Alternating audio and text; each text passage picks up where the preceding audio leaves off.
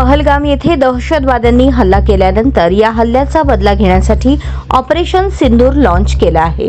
या ऑपरेशन अंतर्गत भारतीय लष्कर आणि हवाई दलाने मिळून पाकिस्तान आणि पाकव्याप्त काश्मीरमधील 9 दहशतवादी ठिकाणांवर क्षेपणास्त्रांनी हल्ला करण्यात आला आहे।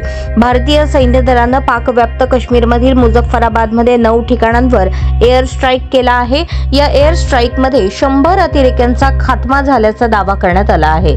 मंगळवार दिनांक 6 मे 2025 रोजी मध्यरात्री 1:44 सर्जिकल स्ट्राईक करण्यात आल्याची माहिती भारतीय लष्कराने एका प्रसिद्धी पत्रकात दिली आहे।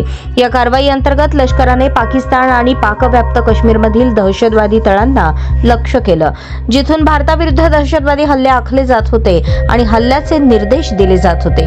या हल्ल्यामध्ये भारतीय लष्कर, नौदल आणि हवाई दल या तिन्ही दलांच्या अचूक शस्त्र प्रणालींचा वापर करण्यात आला।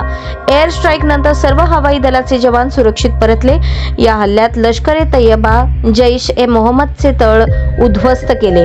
या कारवाईने पाकची घाबरगुंडी उडाली आहे। ज्या 9 ठिकाणांवर एअर स्ट्राईक केली ती 9 ठिकाणे बहावलपूर, मुरिदके, गुलपूर, भीमबर, चकअमरू, बाग, कोटली, सियालकोट आणि मुझफ्फराबाद।